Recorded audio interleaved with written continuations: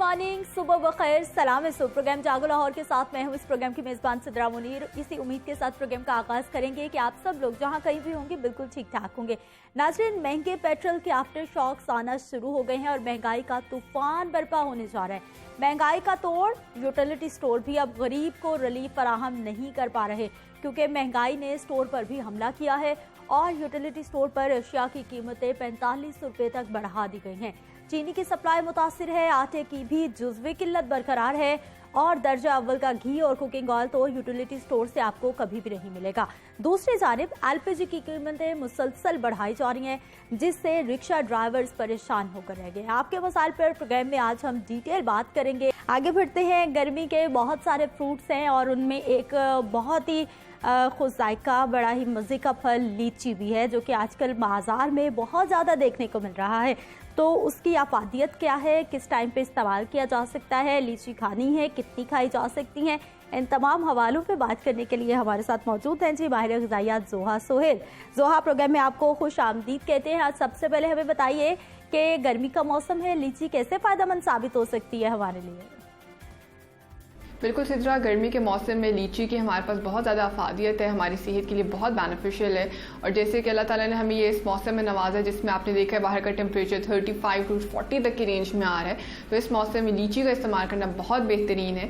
क्योंकि गर्मी के मौसम में बहुत से लोगों को हीट स्ट्रोक का मसला हो रहा होता है। हीट स्ट्रोक में उनकी बॉडी का टेम्परेचर बढ़ जाता है और बॉडी का टेम्परेचर जब बढ़ता है तो इसके नतीजे में हमारी बॉडी में से इलेक्ट्रोलाइट्स, नमकियात की कमी जो है, इलेक्ट्रोलाइट इम्बैलेंसमेंट का मसला, बहुत से लोग उसकी शिकायत करते हैं।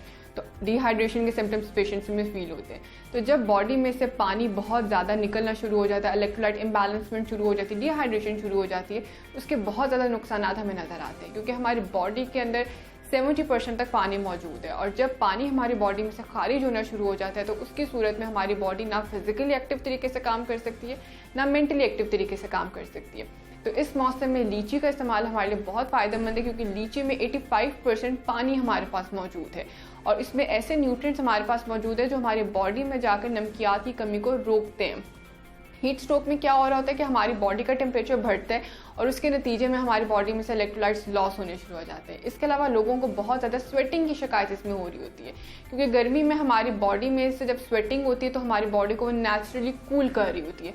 स्वेटिंग हमारी बॉडी के लिए वैसे फ़ायदेमंद होती है, क्योंकि जब आप स्वेट कर रहे होते हैं तो हमारी बॉडी का टेम्परेचर उसके थ्रू थोड़ा कम हो रहा होता है, हमारी बॉडी को उसके थ्रू नेचुरल कूलिंग मिल रही होती है। लेकिन जब स्वेटिंग एक्सेसिव शुरू हो जाए, बहुत से लोग एक्सरसाइजेस कर रहे होते हैं इस गर्मियों में, जिम जा रहे होते हैं, बहुत ज़्यादा एग्रेसिव कर रहे होते हैं और गर्मी का टेम्परेचर की वजह से भी जब स्वेटिंग ज़्यादा शुरू हो जाती है तो बहुत ज़्यादा इलेक्ट्रोलाइट इम्बैलेंसमेंट होती है, जो हमारी सेहत के लिए बहुत ज़्यादा नुकसानदेह है। क्योंकि जितनी ज़्यादा इलेक्ट्रोलाइट इम्बैलेंसमेंट होगी उतनी ज़्यादा आपके ना ब्रेन एक्टिव तरीके से काम कर सकेगी, ना फिजिकली एक्टिव तरीके से काम कर सकेंगे। तो लीची का इस्तेमाल इस मौसम में बहुत फ़ायदेमंद है, जहाँ गर्मी से भी हमें वो बचाता है और हमारी बॉडी में अगर स्वेटिंग किसी और मसले की वजह से भी हो रही है, उसके थ्रू जो नुकसान हो रहे हैं उससे भी हमें महफूज करके रखें।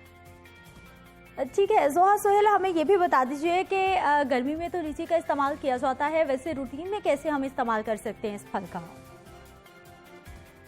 बिल्कुल सिद्रा, लीची में हमारे पास बहुत ऐसे ग़िज़ाई अज्जा मौजूद हैं जो हमारी सेहत के लिए बहुत मुफीद हैं, जिसमें सबसे पहले हमारे पास विटामिन सी आ जाता है। विटामिन सी सबसे पहले तो हमारी क़ुव्वत मुदाफ़त के लिए, हमारी इम्यूनिटी के लिए बहुत बेहतरीन है। इसके अलावा ये हमारी बॉडी में कोलाजन को बिल्डअप करता है। कोलाजन हमारी बॉडी का एक ऐसा एलिमेंट है जो हर एक चीज़ की बेस में इंपॉर्टेंट है। आपके नेल्स ने ग्रो करने तो उसके पहले वहाँ पर कोलाजन होगा तो उसके ऊपर नेल्स बनेंगे। स्किन ने ग्रो करने तो पहले कोलाजन आएगा और उसके ऊपर स्किन हमारी रिजुमिनेट करती है, रीग्रो करती है। बाल, हमारे हेयर्स जो है वो भी बिल्कुल कोलाजन के थ्रू ही बनते हैं, कि जब तक कोलाजन एक बेस नहीं होगी वहाँ पर तो उसके ऊपर वो चीज़ ग्रो नहीं कर पाएगी। तो विटामिन सी हमारी बॉडी में कोलाजन बनाने में इंपॉर्टेंट रोल प्ले कर रहा होता है। जिस तरह से इस मौसम में बहुत से लोगों को हेयर लॉस हो रहा है, स्किन इशूज़ आ रहे होते हैं, तो लीची के थ्रू अगर वो विटामिन सी लेते हैं तो उनकी बॉडी में इस तरह के जो मसाइल हैं उनसे ख़त्म हो जाएंगे। इसके अलावा लीची में हमारे पास बहुत अच्छे फाइटोकेमिकल्स मौजूद हैं, जिसमें रूटिन मौजूद है हमारे पास और साथ एपिकैटेचिन्स मौजूद हैं। ये दो ऐसे फाइटोकेमिकल्स हैं जो डायबिटीज़ के मरीज़ों के लिए, जो हाइपरटेंशन के मरीज़ों के लिए, जो कैंसर वाले पेशेंट्स के लिए बहुत फ़ायदेमंद है। तो अगर ये ऐसे मरीज़ जिनको इन 3 किस्म की बीमारियाँ हैं, क्रॉनिक डिसऑर्डर्स हैं, अपने नॉलेज की हदायत के अकॉर्डिंग अगर वो कंज्यूम करते हैं तो उनके लिए बहुत फ़ायदेमंद है।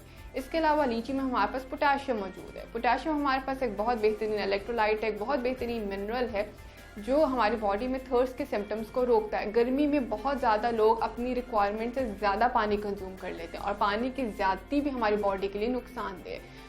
पोटेशियम क्या करता है कि हमारी बॉडी में थर्स्ट के लेवल्स को भी मेंटेन करके रखता है, और वो लोग जिनकी बॉडी में बहुत ज़्यादा सोडियम जमा होना शुरू हो जाता है और जिसके सोडियम जमा होने की वजह से उनकी ब्लड प्रेशर का मसला जो है वो बढ़ रहा होता है, तो पोटेशियम नॉर्मल लेवल्स को भी मेंटेन करते हैं। यानी कि सोडियम अगर हमारी बॉडी में बहुत ज़्यादा हो जाएगा तो हाइपरटेंशन यानी कि ब्लड प्रेशर का मसला लेके आएगा, और जब सोडियम के लेवल्स हमारी बॉडी में नॉर्मल होंगे पोटेशियम की मौजूदगी में, तो हमारा ब्लड प्रेशर इसके थ्रू रेगुलेट होता जाएगा। तो लीची हमारे पास उन पेशेंट्स के लिए बहुत मुफीद है जिनकी क़ुव्वत मुदाफ़त बहुत कमज़ोर है, जिनको बालों की गिरने की बहुत ज़्यादा शिकायत रहती है, जिनको मसूड़े बहुत ज़्यादा गम ब्लीडिंग का मसला है, जिनके मसूड़ों में से खून निकलता है। विटामिन सी उनके लिए बहुत मुफीद है। इसके अलावा शुगर के पेशेंट्स, इसके अलावा जो हाइपरटेंसिव पेशेंट्स हैं, जो कैंसर के मरीज़ हैं, उनके लिए भी बहुत फ़ायदेमंद है। और वो लोग जिनको बहुत ज़्यादा प्यास लग रही है गर्मी में और अपनी रिक्वायरमेंट से ज़्यादा वो कंज्यूम कर रहे हैं, उन सब के लिए बहुत फ़ायदेमंद है। अरे जोहा, आपने तो हमें बहुत सारे फ़ायदे बता दिए लीची के कि किस किस अंदाज में हम फ़ायदा उठा सकते हैं। अब हमें ये भी बताइए, क्या लीची के इस्तेमाल से कोई वेट लॉस भी हो सकता है, वज़न कम किया जा सकता है, और जब ब्लड प्रेशर नॉर्मल रहता है तो क्या कोलेस्ट्रॉल लेवल पर भी कोई फ़र्क पड़ेगा? बिल्कुल सिद्रा, लीची हमारे पास वेट लॉस के पेशेंट्स के लिए और वो पेशेंट्स जिनको कोलेस्ट्रॉल की ज़्यादती का मसला रहता है, हाइपर कोलेस्ट्रॉलीमिया का मसला रहता है, उन दोनों के लिए बहुत फ़ायदेमंद है, क्योंकि लीची में हमारे पास पानी की मिकदार ज़्यादा होती है और फैट 0% होते हैं। तो इसलिए ये वेट लॉस वाले पेशेंट्स के लिए बहुत फ़ायदेमंद है। और हाफ कप लीची में हमारे पास 1.3 ग्राम फाइबर मौजूद है। 1.3 ग्राम फाइबर आधे कप लीची से हमें मिल जाता है। और जो पेशेंट्स वेट लॉस में आ रहे होते हैं उनको हम यूजुअली रिकमेंड करते हैं कि आपने 25 से 35 ग्राम्स फाइबर का ज़रूर इस्तेमाल करना है, क्योंकि फाइबर से भरपूर चीज़ें और पानी से भरपूर चीज़ें जब हम अपने मील्स के साथ कंज्यूम करते हैं या खाने से पहले कंज्यूम कर लेते हैं तो हमारी एपेटाइट को, हमारी भूख को सुप्रेस कर देती हैं। जब हमारी भूख सुप्रेस हो जाती है तो हम फर्दर पोर्शन साइज अपना कंट्रोल कर लेते हैं, ज़्यादा बड़ी अमाउंट में खाना नहीं कंज्यूम कर रहे होते। वेट लॉस वाले पेशेंट्स क्या कर रहे होते हैं कि वो अपनी कैलोरीज को भी कम कर रहे होते हैं और अपने न्यूट्रिएंट्स को भी कम कर रहे होते हैं। जब इन दोनों चीज़ों को आप कम कर लेंगे तो आपकी बॉडी फिजिकली भी कमज़ोर होती जाएगी और मेंटल रिटार्डेशन की तरफ आती जाएगी। आपका जो ब्रेन है वो भी एक्टिव तरीके से काम नहीं कर सकेगा। तो वेट लॉस में प्राइमरी गोल ये होता है कि न्यूट्रिएंट्स अच्छे देने हैं और कैलोरीज जो है वो रिस्ट्रिक्ट करनी है। तो लीची अगर वेट लॉस वाले पेशेंट्स अपने खाने से 15 to 20 मिनट्स बिफोर कंज्यूम कर लेते हैं तो लीची के थ्रू जो पानी उनकी बॉडी में जाएगा, जो फाइबर उनकी बॉडी में जाएगा, उसके थ्रू उनकी जो कैलोरीज हैं वो हम रिस्ट्रिक्ट कर सकेंगे, उनके पोर्शन साइज को कंट्रोल कर सकेंगे, जिसके थ्रू उनका वजन जो है वो हेल्दी रेंजेस में आना शुरू हो जाएगा। वेट लॉस वाले पेशेंट्स एक दिन में 2 to 3 कप्स ऑफ लीची कंज्यूम कर सकते हैं और कोशिश ये करें कि खाने से आधा घंटा पहले या 15 मिनट पहले लीची को वो ज़रूर कंज्यूम करें।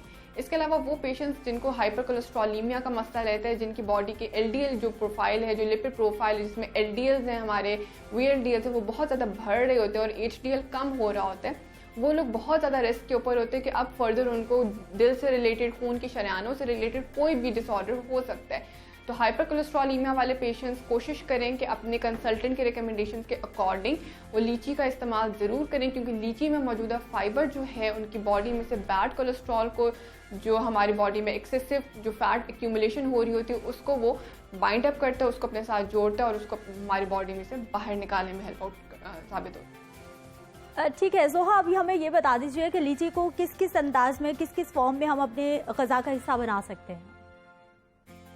अच्छा सिद्रा, लीची को हम अपनी डाइट में जूस के फॉर्म में भी इस्तेमाल कर सकते हैं। फल इस्तेमाल करें तो ज़्यादा बेहतरीन है, लेकिन वो लोग जो फल इसका कंज्यूम नहीं कर सकते किसी भी ईटिंग डिसऑर्डर की वजह से, चूइंग प्रॉब्लम की वजह से, वो बेशक लीची का जूस इस्तेमाल कर सकते हैं, लेकिन कोशिश करें कि उसको जूस बनाते हुए उसका जो पल्प बाहर आ जाता है उसको साथ में ज़रूर ऐड करें, ताकि आप फाइबर्स के थ्रू भी अफादत हासिल कर सकें।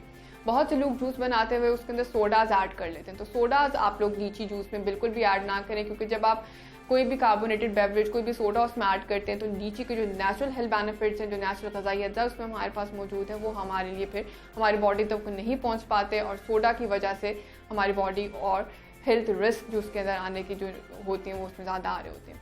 तो कोशिश ये करें कि नेचुरल लीची कंज्यूम करें, या उसका आप जूस कंज्यूम कर सकते हैं जिसमें आप लोग लेमन ऐड कर सकते हैं या पुदीना ऐड कर सकते हैं।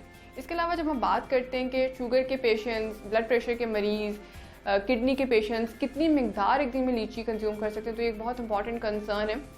शुगर के पेशेंट्स अगर उनकी शुगर लेवल्स कंट्रोल हैं तो वो एक वक्त में हाफ कप लीची इस्तेमाल कर सकते हैं, और कोशिश ये करें कि 10-11 बजे या शाम 4-5 बजे इस्तेमाल करें। रात सोने से पहले इसका इस्तेमाल ना करें या खानों के साथ इसका इस्तेमाल बिल्कुल ना करें। इसके अलावा जो ब्लड प्रेशर के पेशेंट्स आ जाते हैं, ब्लड प्रेशर के पेशेंट्स के लिए लीची बहुत मुफीद है। ब्लड प्रेशर के पेशेंट्स एक वक्त में 1.5 कप 1 से 1.5 कप लीची का इस्तेमाल कर सकते हैं, लेकिन उसके अंदर अगर उनको गुर्दों का कोई डिसऑर्डर है तो वो फिर इस्तेमाल नहीं करेंगे, क्योंकि गुर्दों के पेशेंट्स में हम पोटेशियम रिस्ट्रिक्ट करते हैं। जैसे मैंने बताया कि इसमें पोटेशियम की अमाउंट हमारे पास ज़्यादा होती है, जिसकी वजह से हमारे प्यास के लेवल्स मेंटेन रहते हैं, ब्लड प्रेशर का मसला दूर रहता है।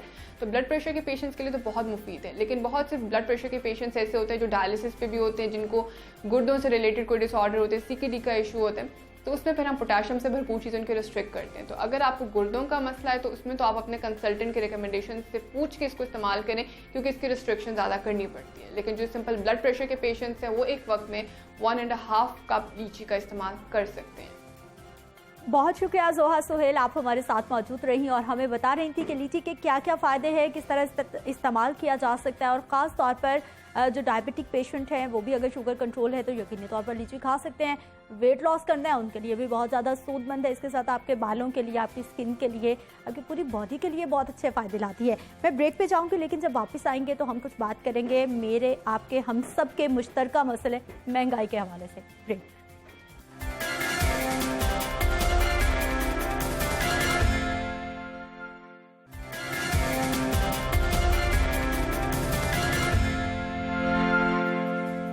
प्रोग्राम में एक बार फिर से आपको खुशामदीद कहते हैं। नाज़रीन, इंतहाई अफसोस से कहना पड़ रहा है कि गुज़िश्ता रोज़ ऑनलाइन गेम पबजी के खूनी खेल के बायस तीसरा नौजवान मौत की आगोश में जा चुका है।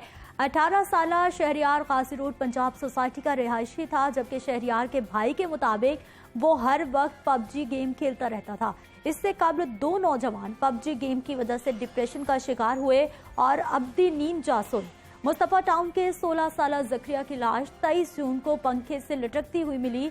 पुलिस के मुताबिक लाश के पास मोबाइल फोन पर मशहूर गेम पबजी चल रही थी, जबकि नौजवान जॉन्टी जोसेफ को वालिद ने पबजी गेम खेलने से मना किया, जिस पर 20 साला जॉन्टी जोसेफ ने 20 जून को मौत को गले लगा लिया। नाज़रीन, इस खूनी खेल की वजह से एक के बाद एक नौजवान अपनी जान ले रहा है। पबजी है क्या? पबजी नामी वीडियो गेम जनूबी कोरिया के ड्रैडन ग्रेनी ने लॉन्च की है। ऑनलाइन खेली जाने वाली ये गेम पहली बार 2017 में मंजर आम पर आई थी। पबजी को 1 से लेकर 100 अफराद एक ही वक्त में मिलकर खेल सकते हैं। ये एक ऐसा खेल है जो एक मिशन के तहत खेला जाता है, जिसमें दुश्मन से मुकाबला होता है और अपने दिफा के लिए बंदूक और असलहे की मदद ली जाती है और दुश्मन को मारकर गेम जीतनी होती है। ये गेम ऑनलाइन खेली जाती है, इसलिए गेम खेलने के दौरान आप इस गेम को छोड़कर कहीं नहीं जा सकते। यहाँ तक कि अगर आप खाना खाने जा रहे हैं या किसी भी काम के लिए उठेंगे तो दूसरी पार्टी आपको मार गिराएगी और आप हार जाएंगे। इससे साफ जाहिर होता है कि यह खतरनाक गेम खेलने वाले की दिमागी सेहत को किस हद तक मुतासिर कर सकती है और किस तरह ये गेम इंसानी नफ्सियात से खेलते हुए इंसान को गेम खेलते रहने पर मजबूर कर देती है। 2 खुदकुशियों के बाद DIG ऑपरेशन अशफाक खान ने FIA और PTA को गेम बंद करवाने से मुतालिक मुरासला लिखा था, लेकिन कोई अमल दरामद नहीं हो सका। 27 जून को SSP एडमिन लियाकत अली मलिक ने भी इस खूनी खेल के खिलाफ सेंट्रल पुलिस ऑफिस को खत लिखा। उससे कबल 18 मई को अदालती फैसला सामने आया था, जिसमें हाई कोर्ट PTA को हुक्म दे चुका कि 6 हफ्तों में कानून के मुताबिक फैसला करके जवाब दाखिल कराया जाए, लेकिन PTA ताहाल कोई कार्रवाई ना कर सकी थी।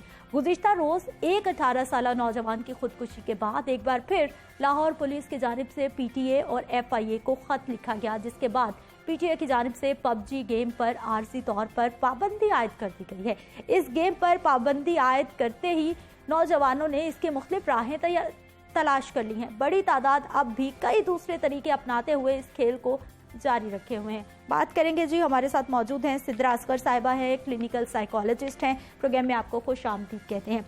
सिद्रा, मुझे ये बताइए कि ये जो ऑनलाइन गेम्स हैं, इतना स्ट्रॉन्ग इनका कंटेंट होता है कि ये इंसानी जहन को एक तरह से हैक कर लेती हैं? जी सिद्रा, बेसिकली ये जो पबजी गेम है या इससे रिलेटेड और बहुत सारी ऐसी गेम जो कि वायलेंस गेम है या यूं कह लें कि फाइटिंग गेम्स हैं, तो ये बेसिकली मैं तो इसको गेमिंग एडिक्शन का नाम दूंगी, ठीक है। तो ये बिल्कुल एक एडिक्शन होती है जिससे इंसान जो है वो उससे छुटकारा पाना बहुत मुश्किल हो जाता है, ठीक है। अच्छा, अब इसमें होता क्या है कि बेसिकली जैसे जैसे नौजवान नस्ल इस गेम को खेलती है तो इसका एडिक्टेड होना शुरू हो जाता है, ऑब्सेशन स्टार्ट हो जाते हैं अबाउट दिस गेम, जिसमें जो है ना वो हर वक्त सोचते रहना कि हमने किस तरह से लेवल्स को क्रॉस करना है, किस तरह से टास्क को पूरा करना है। फिर जैसा कि आपने जिक्र किया कि एक ही टाइम पे 100 से ज़्यादा लोग ऑनलाइन इस गेम को खेल सकते हैं। तो उसमें बेसिकली होता क्या है कि बहुत सारे लोग इस गेम को खेल रहे होते हैं, तो आपस में इख्तलाफात, आपस की लड़ाइयाँ जो कि गेम की वजह से पैदा हो रही होती हैं, और गुस्सा बहुत ज़्यादा इंतहा की हद तक। हाँ। अब ये जो मतवातर 3 केसेस हमारे पास आए हैं एक महीने में 3 खुदकुशी सुसाइडल अटेम्प्ट्स, बिल्कुल ठीक है। तो आप देख रहे हैं कि जैसा कि कोरोना पेंडेमिक चल रहा, ऑलरेडी लॉकडाउन है और बच्चों के पास इनफ टाइम है कि वो जो है वो इस गेम को दें। ठीक है सिद्रा साहिबा, इस पे हम मजीद भी बात करते हैं कि ज़हनी सलाहियत को किस तरह से ये गेम्स ऑनलाइन जो है मुतासर करेंगे। बात करेंगे जी, जुल्फ़कार हमीद साहब हमारे साथ मौजूद हैं, CCPO लाहौर हैं आप। सर प्रोग्राम में आपको खुश आमदीद कहते हैं। जुल्फ़कार साहब, आखिर पबजी गेम पर पाबंदी लग गई है?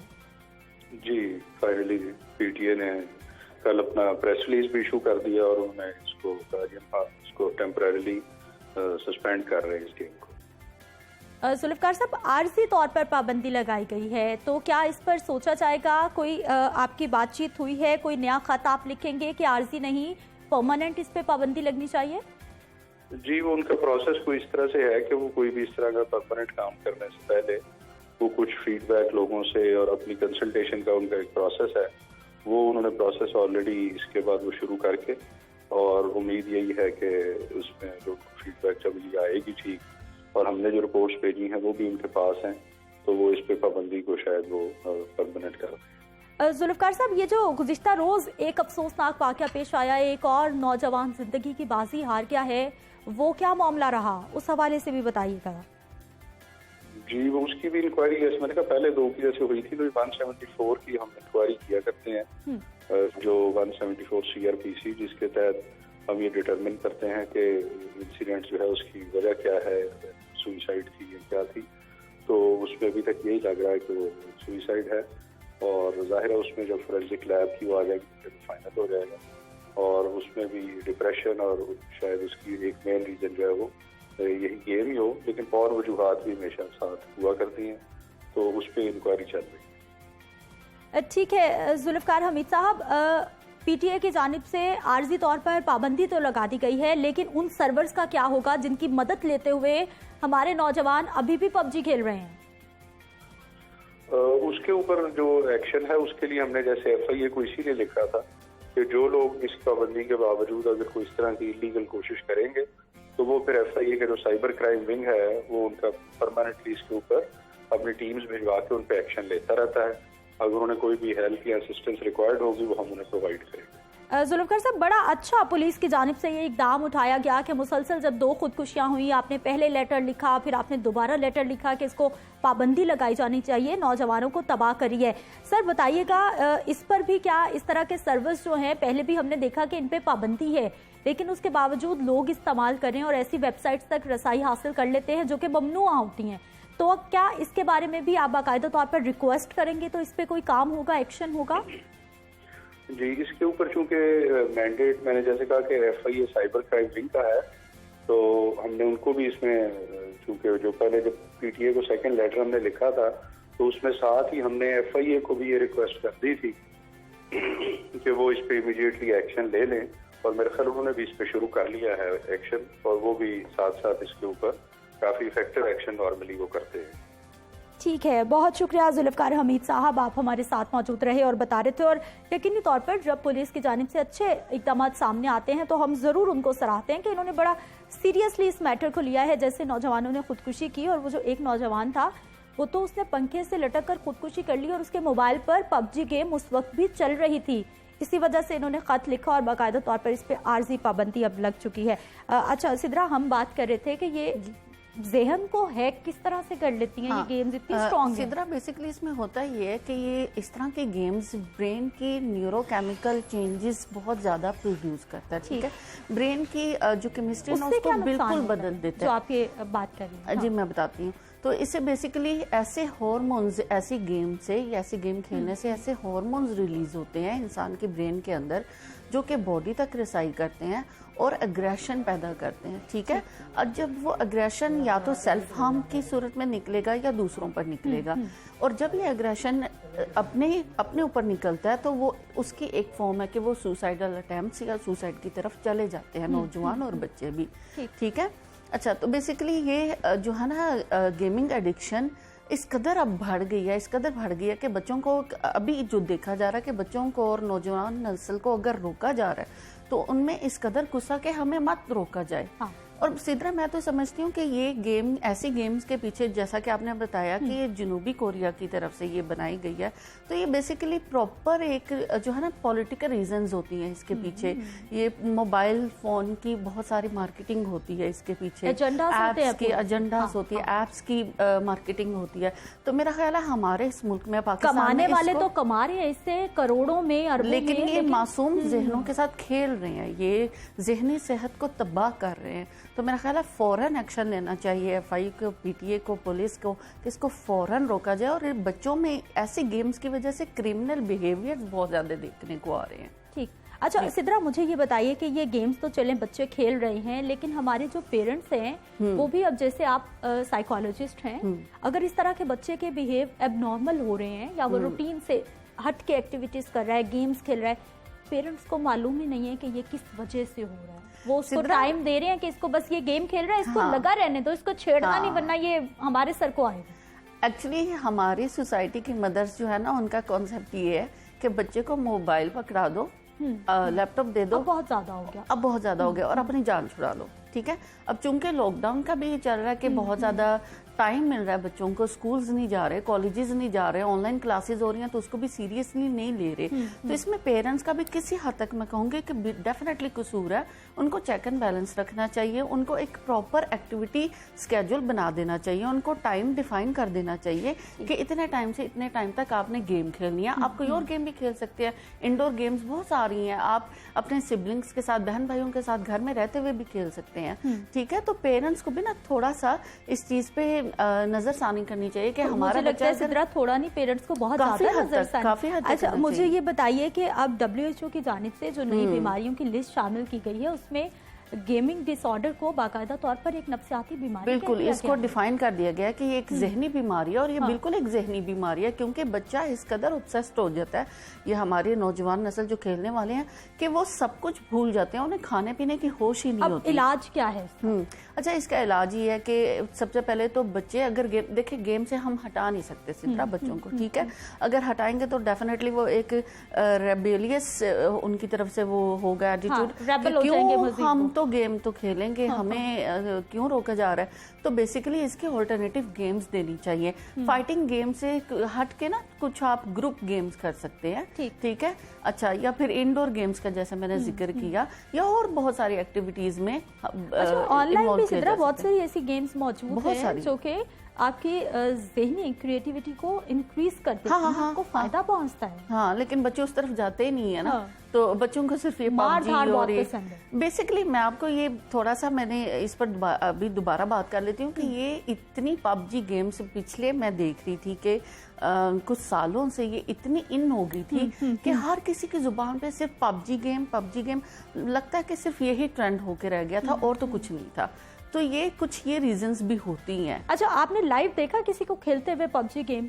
हाँ जी, बिल्कुल, शुक्र अल्लाह का मैंने नहीं खेली। हाँ। लेकिन अच्छा, ये ऐसा अजीब सा माहौल होता है कि जब आप गेम खेल रहे होते हो, मैंने लोगों को देखा, मैं क्योंकि बिल्कुल भी गेम की शौकीन नहीं हूँ, मैंने कभी भी नहीं खेली इस तरह की ऑनलाइन गेम्स, तो ज्यादातर लड़के खेल रहे हैं। ठीक है, जब वो खेल रहे होते हैं, पास कोई आसपास बंदा है ना, तो वो बिल्कुल और दुनिया में मगन होते हैं, और दुनिया में देखते हैं हाँ। उनके एक्सप्रेशंस अगर आप देखें ना तो इस कदर गुस्सा होता है, हाँ, वो हाँ। मोबाइल पकड़ते हुए कि ऐसे लग रहा है कि जैसे मोबाइल को तोड़ ही देंगे। और इंटरेक्टिव गेम है, यानी जितने भी लोग आपके साथ खेल रहे हैं मिलके, हाँ। आप बाकायदा उनसे बात कर लेकिन रहे वो हो। इंटरेक्टिव ना हेल्दी नहीं रहा अब, हाँ। क्योंकि वो गेम के खतरनाक दौरान ही खतरनाक हाँ, और हाँ। इख्तलाफात और लड़ाइयाँ और बुलिंग और एक दूसरे को कंपटीशन बहुत ज्यादा, किसमें अच्छा मैं ये लेवल क्रॉस कर लूंगा, मुझे तो बेसिकली पता भी नहीं है कि लेवल्स हैं क्या है, सीजन्स है, तो कुछ इस तरह की बातें होती हैं आपस में। और गुस्सा तो इस कदर इस गेम ने जो है ना वो अग्रेशन बहुत ज्यादा पैदा किया है। अच्छा, मुझे अब सिद्रा ये बताइए कि माहिर नफ्सियात के पास जाना, कोई भी आपके पास डिसऑर्डर है, चाहे वो गेम्स के हवाले से है या फिर रूटीन में, एक बहुत बड़ा स्टिग्मा है। माहिर नफ्सियात के पास जाना समझो आप पागल हो गए। हाँ सिद्रा, ये स्टिग्मा तो मेरा ख्याल है शुरू से चलता आ रहा है और आगे भी चलना ही है, लेकिन काफी हद तक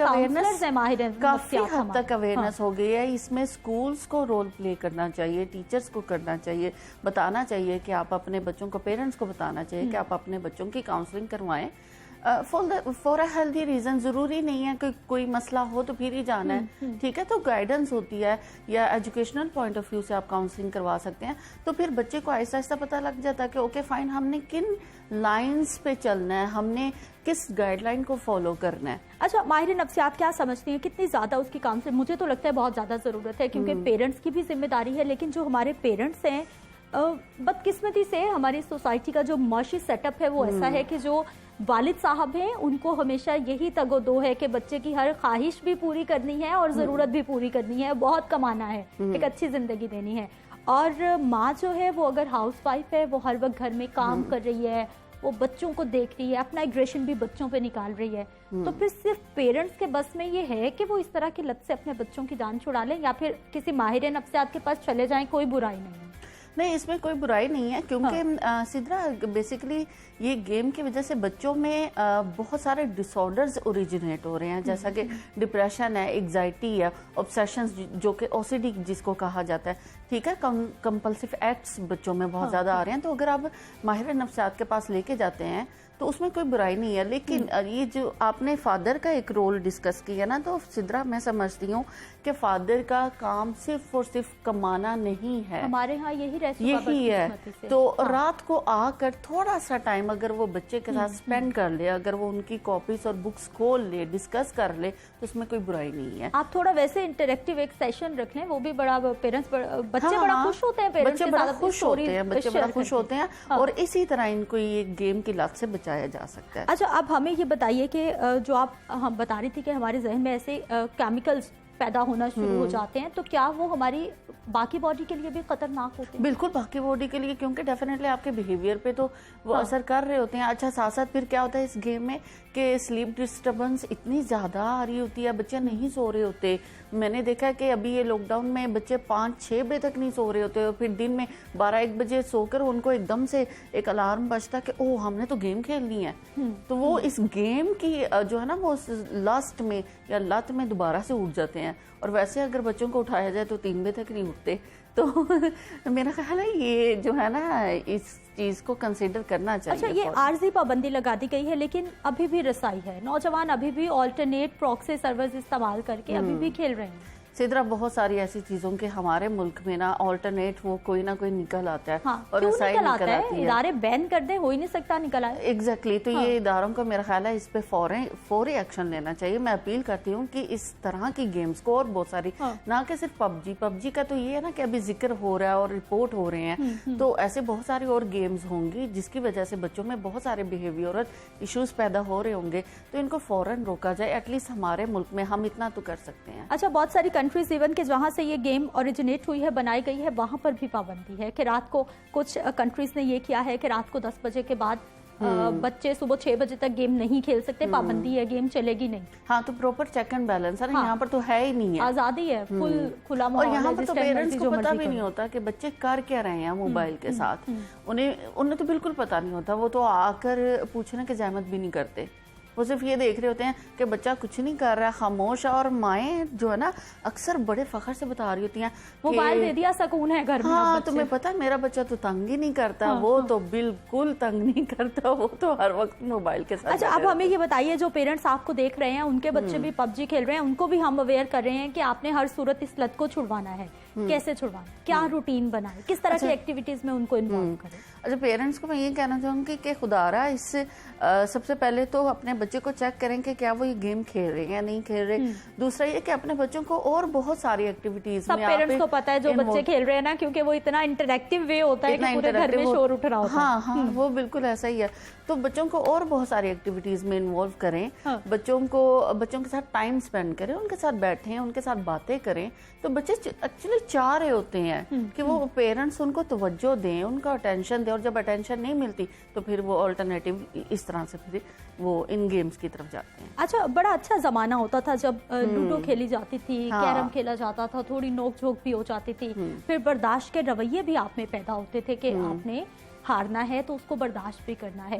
वो गेम्स कितनी अच्छी थी, कितनी कंस्ट्रक्टिव थी बजाय इसके। एग्जैक्टली सिद्रा, मेरा ख्याल है कि लॉकडाउन में मैंने अगर बहुत सारे पेशेंट्स की काउंसलिंग की है तो मैंने उन्हें यही सजेशंस दिए हैं कि आप घर पे इस तरह की गेम्स करें।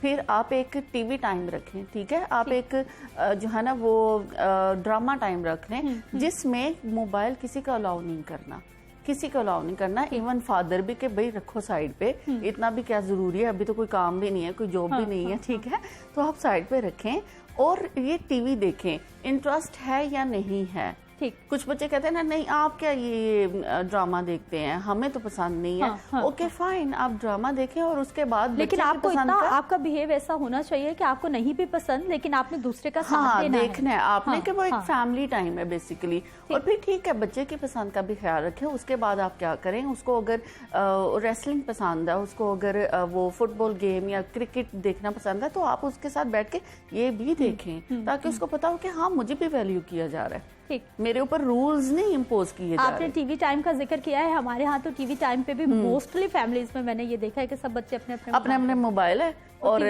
माँ सिर्फ जो है ना वो मदर सिर्फ वो टीवी की तरफ देख रही है, वो भी कोई ड्रामा देख रही होती है, बच्चों को बिल्कुल कोई ड्रामा देख रही होती है, कोई नहीं, और वो पूछ रही होती है सीन में क्या हो रहा है, क्या हो रहा है, और बच्चों को कोई होश नहीं होती, वो मोबाइल में घुसे होते हैं। अच्छा, स्कूल्स किस तरह से इसमें किरदार निभा सकते हैं? अभी तो खैर हमारे स्कूल्स बंद है, लेकिन हमारे एजुकेशनल इंस्टीट्यूशंस में इस तरह का कोई भी वो नहीं है कि काउंसलिंग के लिए या फिर इस तरह के गेम्स को बच्चों को हटाने के लिए कोई इस तरह की एक्टिविटी। हाँ सिद्रा, इसमें यह है कि हमारे जितने भी स्कूल्स हैं ना, वहाँ पर तो साइकोलॉजिस्ट की एक जो है वो सीट ज़रूर होनी चाहिए, एक साइकोलॉजिस्ट ज़रूर होनी चाहिए जो कि एजुकेशनल साइकोलॉजिस्ट होती है और वो बच्चे की काउंसलिंग करती है एजुकेशनल पॉइंट ऑफ व्यू से, और वो काउंसलिंग के दौरान उसको बच्चे के जितने भी फ्लोज होते हैं, उसके अंदर जितने भी फ्लोज होते हैं उसको पता लग जाता है, ठीक है। फिर वो उसके बाद वो पेरेंट्स को कॉल करती है और वो बच्चे के जितने भी इशूज़ हैं, यूँ कह लें कि साइकोलॉजिकल इशूज़ हैं या और उसके साथ जो भी स्ट्रेसेस चल रहे होते हैं उनको डिस्कस करती है। तो हमारे पाकिस्तान में तो ये ट्रेंड है ही नहीं है ना कि स्कूल में एक साइकोलॉजिस्ट हो और वो काउंसलिंग करे प्रॉपर बच्चों की। अच्छा, अब सिद्रा हमें ये बताइए, हम जो वैसे रूटीन में बच्चे घरों में लूडो और कैरम वगैरह की बात कर रहे थे, वो तो अब बहुत कम हो गया है। उनके अलावा क्या बच्चों को अलाउ होना चाहिए कि वो मोबाइल पे गेम्स खेलें, और अगर खेलें तो फिर किस टाइप की खेलें? देखिए, मैं मना नहीं करती, मैं मना करने के हक में नहीं हूँ सिद्रा, बिल्कुल भी। जैसे मैंने पहले भी कहा, बच्चों को मना करेंगे तो वो जो है ना आगे से मिसबिहेव करेंगे कि हमें क्यों मना किया जा रहा है, मोबाइल भी तो है। पहले आप वो चीजें इंट्रोड्यूस कराते हैं, उसके बाद मना करते हैं। सिद्रा, आजकल जो है ना ये इंटरनेट का दौर है, तो इसको अगर हम इग्नोर करें तो ये बिल्कुल गलत है, ठीक है।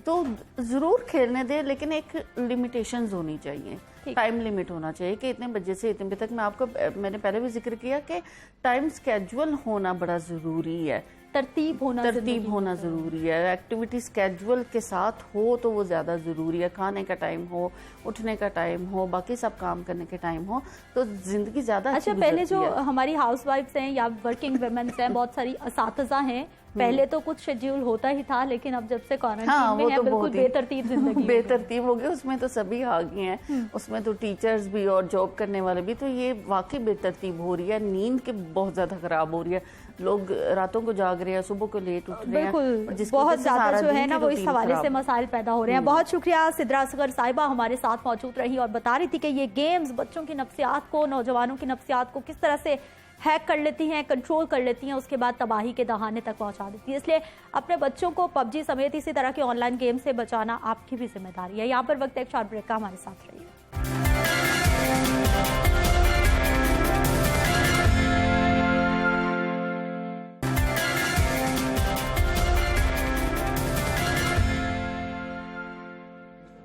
प्रोग्राम में एक बार फिर से आपको खुशामदीद कहते हैं नाज़रीन। दुनिया भर में कोरोना वायरस के फैलाव के बाद साइंसदानों ने मजीद किसी मोहलिक वायरस से बचने के लिए तहकीकात का दायराकार वसी कर दिया है। कोरोना के बाद चीन में एक नई किस्म का स्वाइन फ्लू सामने आया है जो इंसानों के लिए ज्यादा मुतादिद साबित हो सकता है और आलमी वबाई मर्ज का बायस भी बन सकता है। ये बुनियादी तौर पर स्वाइन फ्लू की एक नई किस्म है और चीनी माहिरीन ने 2011 से 2018 तक पिग्स में पाए जाने वाले इन्फ्लुएंजा और वायरसेस की जांच पड़ताल के दौरान दरियाफ्त की है।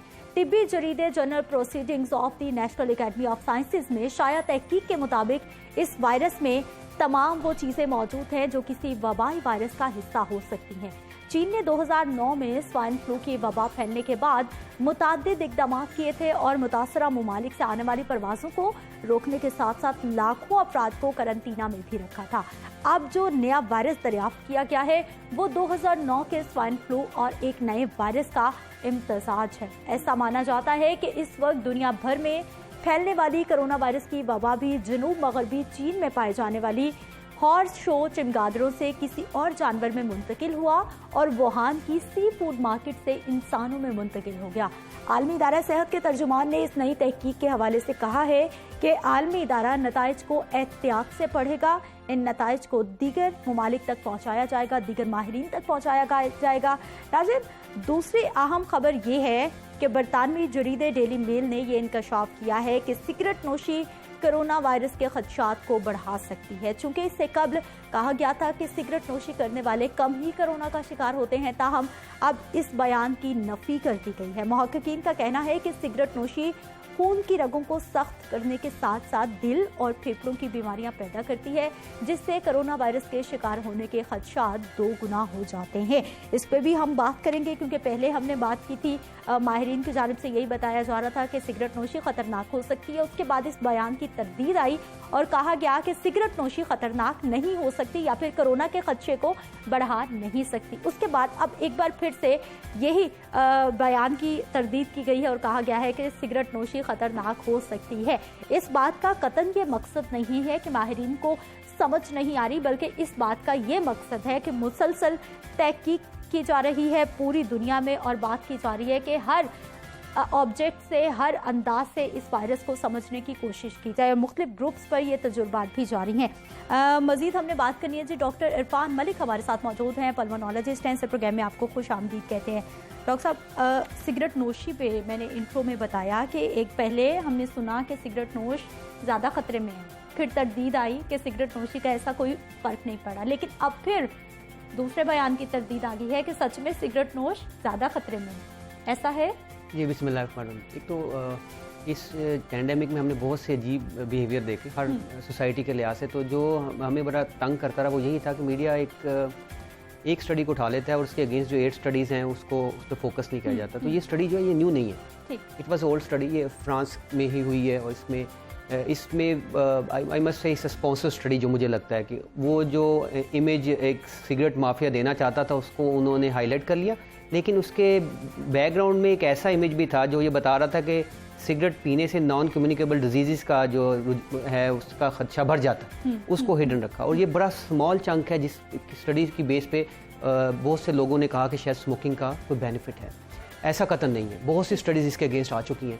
अगर हम स्टडीज़ को छोड़ें और लॉजिकली चीज़ों को देखें तो कोरोना में जो हमने देखा कि जो फैलने की वजह है वो अपने नाक, कान, हाथ को आप जब टच करते हैं, स्पेशली टच करते हैं, तो अगर एक स्मोकर है तो टेक्निकली वो सारा प्रोसेस कर रहा होता है। वो सिगरेट को भी टच करेगा, उसके बाद उसको अपने होंठों को टच करेगा, मास्क को नीचे करेगा, तो उसकी probability to have this virus तो सिग्निफिकेंटली एलिवेट होगी। तो ये लॉजिक बनती नहीं है किसी सूरत की। फिर अगर वो शीशा स्मोकिंग या हुक्का स्मोकिंग कर रहा है तो वो शेयर भी हो रहा है, तो अगर उसको है तो दूसरों को भी स्प्रेड हो जाएगा। हमारे बहुत सारे ऐसे माहिरीन हैं वो इस चीज़ को काउंटर कर चुके थे जब ये गुज़िश्ता रिसर्च आई थी कि सच में सिगरेट नोशों में ऐसा नहीं पाया गया कि वायरस उन्होंने जल्दी अडॉप्ट किया हो या फिर वो वल्नरेबल ग्रुप में। I don't think it was a very early statement. I think too early to comment at that time, because pandemic तो अगर हम देखें टू सम एक्सटेंट 40-50% तो हमने भुगता चुके हैं ना। सो हम रिट्रोस्पेक्टिवली एनालाइज करें, जिन लोगों की डेथ हुई इनमें से वो लोग भी शामिल हैं जिनको स्मोकिंग की वजह से COPD डिजीज हुई थी। तो COPD जो है उसका रिस्क फैक्टर 80% में तो स्मोकर ही है। तो हमने ये बहुत जल्दी इसका इन्फ्लुएंस ड्रा किया। वी वर नॉट एक्सपेक्टिंग कि ये स्टडी किसी सूरत भी इतनी इन्फ्लुएंशियल है कि हम ये रिकमेंडेशन देना शुरू कर दें। हाँ, और उसमें भी एक बात याद रखें कि वो निकोटीन की बात कर रहा था उस स्टडी में भी स्पेसिफिकली। अब एक और चीज़ याद रखें, जब आप स्मोकिंग करते हैं ना, स्मोकिंग छोड़ने का सबसे पहला इफेक्ट आपके हार्ट पे आता है, हार्ट रेट कम होता है विद इन 12 आवर। और इस वायरस का इम्पैक्ट भी हार्ट पे इटसेल्फ है। और हमने ये जरूर देखा कि वायरस का रिदम भी डिस्टर्ब होना शुरू हो जाता है। तो स्मोकिंग हो ही नहीं सकती किसी भी सूरत की, हम उसको कहें कि वो इसके लिए बेनिफिशियल तो हो ही नहीं सकती। बेनिफिशियल तो हो ही नहीं सकती। उसके बड़े मल्टीपल चीजें without study you can say with confidence कि नहीं यार smoking should be quoted before जब आप इससे डील करें। अच्छा डॉक्टर साहब, हमें ये बताइए कि जो स्मोकर्स हैं वो अब ज़्यादा खतरे में बता दिया गया है। बिल्कुल ऐसे। स्मोकिंग करने से हमारा बॉडी का जो सिस्टम है, अल्लाह माफ़ करे हमारा तो नहीं, जो स्मोकर्स हैं उनका किस तरह से मुतासिर होता है? देखिए, स्मोकिंग करने से आप अपने सारे एक पॉइजन आप अंदर लेके जा रहे हैं। आपकी बॉडी उसके लिए अल्लाह ताला ने बनाई नहीं। कौन सा सिस्टम सबसे ज़्यादा आपका पर every system is being involve. कि जो स्मोकर है उसका नेम एनी सिस्टम वो इन्वॉल्व हो सकता है। आप उसके टोज पे अगर कहीं वहां पे भी गैंग्रीन हो सकती है, बड़ी मल्टीपल चीजें हो सकती हैं। कैंसर आपका अपर एयरवे से लेके नोज से लेके लंग्स तक हो सकता है, किडनी का हो सकता है, ब्रेन का हो सकता है। तो हर कैंसर का तकरीबन रिस्क फैक्टर ये बन जाता है। और आप अगर इसको इनहेल कर रहे हैं, आपके अल्लाह ताला ने जो लंग्स के अंदर अपर एयरवे से जो अंदर जो सेल्स बनाए हैं वो इसके लिए तो बनाए नहीं है। उनकी जो वो मॉडिफाई कर जाते हैं, वो मोर प्रोन होते हैं टुवर्ड्स इन्फेक्शन। सो मैंने आपको बताया ना कि लॉजिक ही नहीं है कि जो स्मोकर्स हैं वो प्रोटेक्टिव हो सकते, हो ही नहीं सकते। कुछ डिजीजेज हैं जो हम जिसकी हम बात नहीं करते, लेकिन उनमें भी एक डाउटफुल एलिमेंट है कि ये हो सकता है कि, लेकिन एटलीस्ट लंग डिसऑर्डर के लिहाज से as a pulmonologist I can say with the confidence कि नहीं जी, स्मोकिंग जो है किसी सूरत भी कोविड के अगेंस्ट आपको प्रोटेक्टिव नहीं है। बल्कि चाइना ने बहुत पहले एक स्टडी की थी और बड़ी उसमें सिग्निफिकेंट नंबर ऑफ पेशेंट पे स्टडी थी, और उसने तो इसका डेथ रेशो जो बताया था वो 11 to 14% बताया था कि इतना सिग्निफिकेंट डेथ रेशो होता है। सो इसको किसी सूरत भी हमें डिस्कस ही नहीं करना चाहिए। स्मोकर्स को कहना चाहिए कि स्मोकिंग क्विट करने से बेस्ट। हाँ बिल्कुल, हम यही उनको समझाने की कोशिश कर रहे हैं कि जो सिगरेट नोश है वो ज्यादा खतरे में है, आप लोग अपनी स्मोकिंग छोड़ दें वरना आपको कोरोना होने के चांसेस बढ़ जाएंगे। कोरोना के चांसेस के कॉम्प्लिकेशन। डॉक्टर साहब, ये सिगरेट जो लोग पीना शुरू कर देते हैं ये कैसे छोड़ सकते हैं? ये एक बहुत बड़ा मुअम्मा है। जो स्मोकर चेन स्मोकर बन चुके हैं उनको पता है कि वो तबाही के दहाने पे हैं, ना सिर्फ कोरोना बल्कि बहुत सारी बीमारियां उनको लग सकती हैं, उसके बावजूद छोड़ने पे तैयार हैं। देखिए, इस पे ना मैं ये समझता हूँ कि we are all at fault. हमारा फोकस बहुत कम है क्विटिंग स्मोकिंग पे, इवन हमारा भी, क्योंकि हम लोग अगर एक पेशेंट को क्विटिंग के लिए उस पर फोकस करेंगे तो वो इट नीड्स 30 to 35 मिनट्स। उसमें तो हम 8-10 मरीज और देख चुके होते हैं। तो उसको भी हम सरसरी से कहते हैं भी आपको स्मोकिंग छोड़ देनी चाहिए। इनको रिपीटेड सेशन की ज़रूरत होती है। और ये एक एज अ पल्मोलॉजिस्ट हमारा सिर्फ काम नहीं होता, हमें साइकेट्रिस्ट की भी हेल्प की ज़रूरत होती है, साइकोलॉजिस्ट की भी हेल्प की ज़रूरत होती है। और अनफॉर्चुनेटली हमारा भी इस पर फोकस इतना ज़्यादा नहीं है।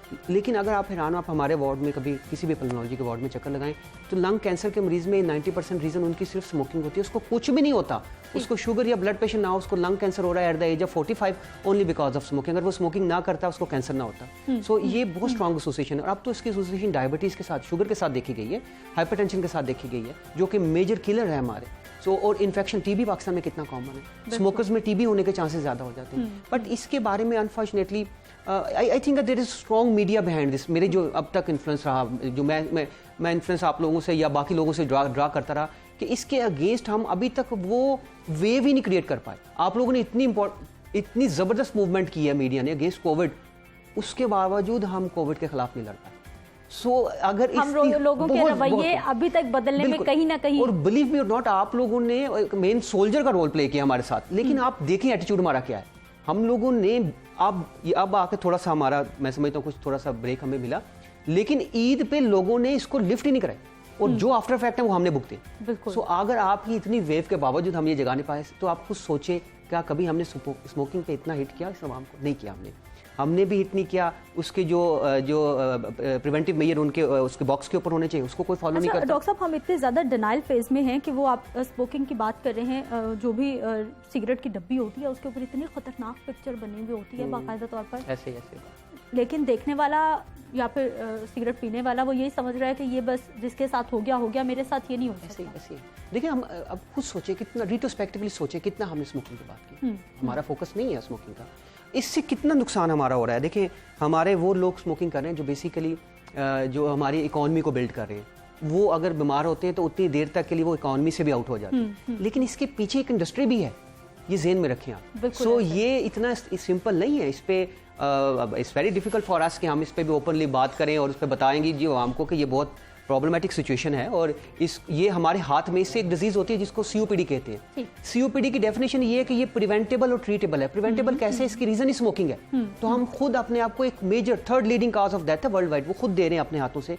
लेकिन आज तक आप खुद सोचे, हमने सीओपीडी पे डिस्कशन ही नहीं की। लोगों को डायबिटीज का पता है, लोगों को सीओपीडी का नहीं पता। और हमारी इमरजेंसी में मेन रेस्पिरेटरी जो इमरजेंसी आती है वो सीओपीडी की आती है। सो हमारा फोकस थोड़ा सा मैं समझता हूँ कम अच्छा है। डॉक्टर साहब, आपके पास कोरोना के पेशेंट्स को आप डील करते हैं, पूरी वो जो कोरोना वार्ड है उसके आप इंचार्ज हैं। हमें ये बताइए कि अभी तक आपने भी नोट किया होगा, लोगों से आप क्वेश्चन करते होंगे, स्पेशली मर्द हजरात से, लड़कों से, कितने % केसेस आ रहे हैं जो कि स्मोकर्स भी हैं और वो फिर वल्नरेबल हो जाते हैं, खतरनाक हो जाते हैं? देखिए, अगर मैं डेथ को देखूं, जो डेथ अभी तक हुई है उसमें मेरी estimation I, may be not right के कितना एग्जैक्ट, वो 20 to 30% में हमें स्मोकिंग मिली है। ठीक। हमें स्मोकिंग में कहीं पे भी प्रिवेंटिव में नहीं मिला कि वो स्मोकिंग कर रहा था, वो प्रिवेंशन उनकी नहीं हुई। वैसे तो मेजर जो हमने कोमॉर्बिड कंडीशन देखी है अभी तक डेथ वालों में, वो है डायबिटीज, किडनी डिजीज और हाइपरटेंशन। ये 3 कॉम्बिनेशन लीथल था। लेकिन ये तीनों कॉम्बिनेशन भी स्मोकिंग से एग्रीवेट कर जाते हैं। ठीक। सो वो मैंने आपको बताया ना कि कोई भी हमारे पास ऐसा केस नहीं है कि वो स्मोकिंग कर रहा था तो वो बच गया, ऐसा केस नहीं है। अच्छा डॉक्टर साहब, ये आपने जो स्मोकिंग की बात की है, हमने ये भी एक इस पूरी दुनिया में ये चीज़ भी देखी गई है कि जो खातीन हैं वो इस वायरस से कम मुतासिर हुई हैं और जो मर्द हजरात हैं वो ज़्यादा मुतासिर हुए हैं। एक वजह कहीं ये स्मोकिंग भी तो नहीं है? नो, ये वायरस के अगेंस्ट जो ख्वातीन की प्रिवेंशन है वो इनका डबल एक्स जीन है। ठीक। जो जिन डबल एक्स ख्वातीन XX उनको हम कहते हैं, वो रिलेटिवली प्रिवेंटिव रहे हैं। ठीक। इसमें ये सिर्फ इस पेंडेमिक की बात नहीं होती, ओवरऑल जितने भी रहने वायरस थे उनके अगेंस्ट ये X जो था वो प्रिवेंटिव रहा। स्मोकिंग की रेशो फीमेल में भी कम है, नंबर 2। दूसरा है कि फीमेल का एक्सपोजर बाहर का मेल से कम है। तो इस वजह से मल्टीपल फैक्टर हैं जिसकी वजह से बता सकते हैं, बचा रहे हैं उनको। और ये नहीं है सिर्फ कि वो स्मोकिंग कर रही है तो शायद उस वजह से भी बचा। अच्छा डॉक्टर साहब, अब कोरोना की सूरत हाल पे भी बात कर लेते हैं कि अस्पताल में क्या सूरत हाल है। पेशेंट्स कुछ जो स्पेशली मैं क्रिटिकल्स की बात करूंगी, कुछ तादाद कम हुई है। पिछले 1 हफ्ते से हम देखते हैं कि तादाद कम आ रही है। देखिए, it's too early again to comment के यस आई पर्सनली बिलीव, क्योंकि ऑलमोस्ट हर पेशेंट जो मेरे हॉस्पिटल में LGH में आ रहा है वो तकरीबन मुझसे डिस्कस होता है, तो मुझे पता है कि क्या रेशो चल रही है। तो 10 to 15% मेरा ख्याल है कि वो स्टे कर गया पेशेंट वहीं पे, ठीक है। लेकिन जो हमें ओवरऑल तादाद कम मिली है उसके पीछे एक चीज़ याद रखें, हमारी टेस्टिंग भी कम हुई है, बिल्कुल हुई। लेकिन अगर हम उस टेस्टिंग को भी देखें, उस टेस्टिंग में परसेंटेज को देखें तो उसमें परसेंटेज रिलेटिवली इतनी ही कम हुई है जितनी मैं आपको बता रहा हूँ। जैसे पहले अगर 30 to 33% था तो अब 20 to 23% है। तो लग ये रहा है बाजार कि थोड़ा सा इसमें ड्रॉप आया, लेकिन अभी इस पे फाइनल कमेंट नहीं किया जा सकता। डॉक्टर साहब, आने वाले कितने रोज तक अगर ये केसेस कम रहते हैं तो हम ये समझ सकते हैं कि शायद अब ये वबा जाने वाली है, या इसका बहुत ज्यादा कम? 2 हफ्ते हमें सस्टेन चाहिए एक लेवल, तो फिर हम ये कहेंगे कि ये प्लेटो यानी अचीव कर गया, उसके बाद ये प्लेटो पे आ गया और उसके बाद होपफुली ये डाउनफॉल करेगा। लेकिन हमारे लिए मेन जो चैलेंज आ रहा है वो बड़ी ईद है। बड़ी ईद हमारे लिए बहुत चैलेंजिंग है, उस पर हमें इसी तरह फोकस करना है जैसे हम पहले कर रहे थे कि क्या वो गवर्नमेंट की राय होती है। हमारी तो अगेन वही होगी कि ट्राई करें कि इस दफ़ा अगर हम ईद ना ही मनाएं तो बेहतर है। लेकिन मुश्किल है डॉक्टर साहब, क्योंकि बकरा ईद है, हमारे यहाँ पार्टीज भी बहुत होती हैं और माहिरीन मुसलसल बता रहे हैं कि ऐसा ना हो कि छोटी ईद के बाद जो हालात हुई एकदम देखिए, से लेकिन बहुत इसमें तबाही। एक हम ऑफ रिकॉर्ड बात भी कर रहे थे, जो इंपॉर्टेंट पॉइंट हमें समझना है ना, हम एक एरियाज पे अभी अल्हम्दुलिल्लाह वहाँ पे वायरस नहीं पहुंचा, वो हमारे गाँव है देहात, और अगर यहाँ से हम वहाँ पे ये ले गए, वहाँ पे क्या हमारा हेल्थ सिस्टम एग्जिस्ट करता है, आंसर हर बंदे को पता है। सो इस पे जो भी पॉलिसी बननी है वो बड़ा सोच समझ कर बनानी चाहिए। ठीक है डॉक्टर साहब, सिगरेट नोशों के लिए मैं चाहूंगी कि आप पैगाम दें, उनको बताएं कि ये कितना खतरनाक है और इसको छोड़ दें, और छोड़ी जा सकती है। देखिए, सिगरेट नोशी मेरे ख्याल में उसके ऊपर भी लिखा हुआ है कि इसको हमें छोड़ना चाहिए, और कोई भी एक ऐसा एलिमेंट हमें नहीं मिला। वैसे आई नेवर स्मोक, तो मेरी बात में वैसे वजन है कि उनको समझना चाहिए कि इससे एजिंग भी आपकी बढ़ जाती है, आपके चेहरे पे झुर्रियां पड़ जाती हैं, बाल जल्दी सफेद हो जाते हैं। आई थिंक ब्यूटी कॉन्शियस हम लोग सारे हैं, तो ये चीजें शायद हम एड कर दें। हर किस्म का कैंसर से रिलेटेड है। अगर आपको शुगर है तो शुगर अनकंट्रोल होती है, ब्लड प्रेशर है तो वो अनकंट्रोल हो सकता है, आपके मैदे का इशू हो सकता है। तो कोई भी एक ऐसा फैक्टर सिगरेट में नहीं है जो आपको ये पुश करे कि you have to smoke, other than कि शायद ये हमें फैसिनेट करता है कि हम इससे हीरो लगते हैं।